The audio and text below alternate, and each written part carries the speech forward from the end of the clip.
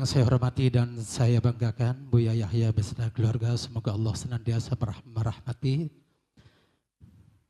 Bapak para kiai, hadirin hadirat yang sama-sama dimuliakan Allah Subhanahu wa taala, wabil khusus Ayahanda Haji Imron. Bapak Buya, bahwa pada kesempatan pagi hari ini pertama-tama kami sampaikan maksud tujuan kami bahwa selain mengikuti kajian pada pagi hari ini, kami secara khusus dan secara pribadi kepingin ada keperluan dengan Buya dan mohon, saya sudah bermohon kepada Mama Haji Imron Ayahanda untuk dapat memediasi pertemuan kami dengan Buya karena ada maksud tujuan yang perlu kami sampaikan.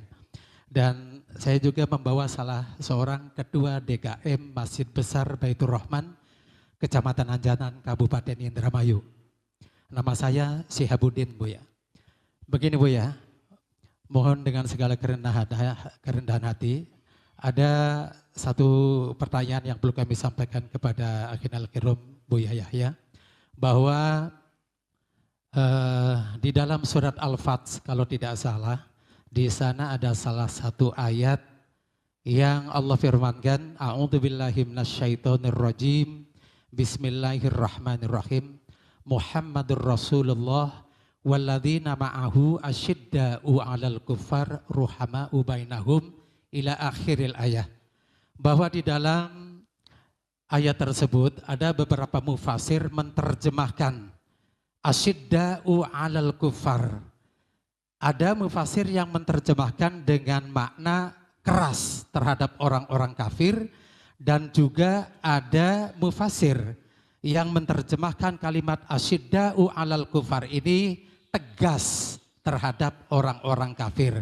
Sementara saya meyakini bahwa dua kata tersebut menurut saya secara pribadi dan meyakini itu benar adanya. Namun barangkali Buya mohon berkenan bisa menjelaskan apa maksud dari makna keras dan juga makna yang satunya lagi dengan asyidda'u 'alal kufar itu tegas terhadap orang-orang kafir.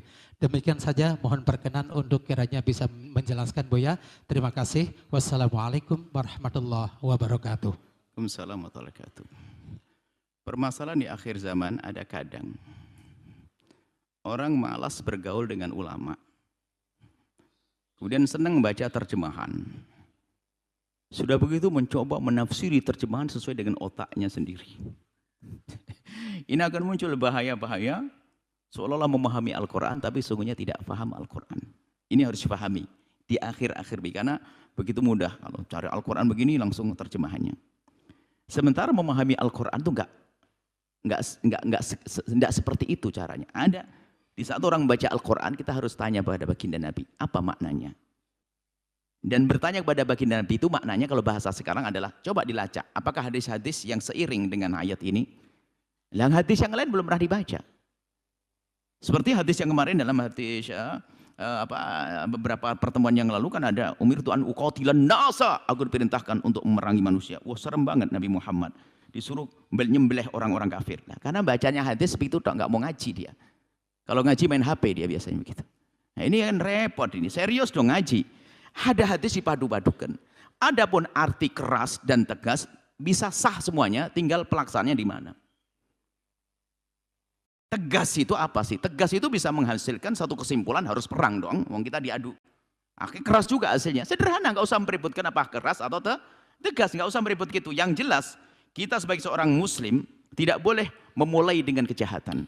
Dan kalau ternyata yang mengganggu kita, kita harus tegas. Kita harus berani, bahkan keras melawan mereka karena mereka akan mengganggu, menodai Islam. Sederhana. Jadi kita tidak perlu terfokus kepada makna lafaz saja. Di sana ada. Yang jelas Nabi mengajarkan. Kalau ada orang memerangi kita, kita wajib dong membela diri. Kan begitu. Asyidda 'alal kufar itu bagaimana? Di saat yang diganggu urusan agama. Urusan agama. Urusan saudara kita diganggu, maka ada perang dan sebagainya. Perang itu ada tegas atau keras? Dua-duanya dong. Kalau kita mukulnya pelan-pelan nggak terpenggal lehernya lawan, keras juga itu. Tegas keputusan seorang komandan, ayo perang. Jadi sederhana. Mohon ke depan kita tidak biasa apa? Ulama itu biasanya kalau menerjemahkan, karena bahasa Indonesia ini adalah tidak sekaya bahasa Arab. Sehingga kadang menerjemahkan tuh jadi bingung. Kalau bahasa Arab itu luar biasa, luasnya luar biasa. Satu lafaz bisa punya makna yang banyak. Sehingga para ahli tafsir bisa berbeda-beda dalam menafsiri. Yang jelas, di dalam menafsiri Al-Quran tidak bisa serta-merta langsung dengan Al-Quran saja. Di sana ada orang namanya Quranin atau yang ingkar sunnah. Maunya Quran saja, nggak mau dengan Nabi. Sudah kita bahas pertama itu sesat. Harus apa petunjuk dari baginda Nabi. Setelah itu untuk mengetahui Al-Quran dan petunjuk baginda Nabi, bukan Anda, bukan saya. Apa kata ulama? Bagaimana ulama menjelaskan tentang asyidda? Bukan terjemahan, tapi pemahaman tentang asyidda itu bagaimana? Anda harus menjadi orang yang tegas kepada orang kafir. Di saat mereka lihat mengganggu kita, Anda harus tidak ragu lagi. Berperang berani.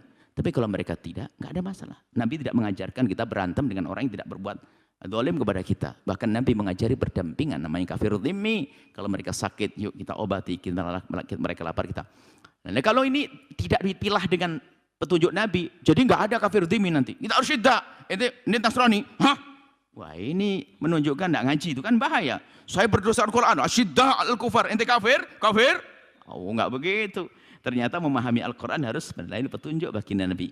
Untuk faham Al-Quran dan petunjuk baginda Nabi, bukan Anda, bukan saya. Apa kata ulama? Kesimpulannya ulama mengatakan bahasanya dirangkum dari beberapa hadis-hadis dan ayat tadi itu, termasuk ayat perang, ternyata ada rambu-rambunya. Kita tidak boleh memulai mengganggu orang, tapi kita sebarkan dakwah dengan kebaikan. Seperti yang terjadi pada Wali Songo waktu menyebarkan Islam. Cuma di saat mereka tidak mau menerima, pilihannya apa? Tidak menerima, tapi jangan ganggu saya dong, saya berdakwah. Sehingga hidup berdampingan. Tapi sudah nggak terima kok ganggu kita. Nah, kita harus asyidda. Disinilah kita harus berperan untuk bisa memerangi mereka. Dan itulah fungsi daripada belajar dengan para ulama. Hari akhir-akhir ini juga ada orang yang mulai dibius agar selalu kepada Quran, hadis. Bagaimana bisa paham Quran hadis? Wong dia baca kitab saja enggak, baca Arab saja enggak. Nggak gampang itu, maka paling enak adalah manhaj kita kembali kepada apa kata ulama. Nah, bahasa lain taklid menurut apa kata ulama, ahli tafsir. Kita punya ahli tafsir yang banyak. Bukan sekedar tafsir yang ringan Imam Suyuti dengan Jalaluddin As-Suyuti, Imam Jalaluddin Mahalli, kitab Jalalain. Bukan itu, masih kita punya tafsir. Ada lagi tafsir baru ini yang Masya Allah menarik.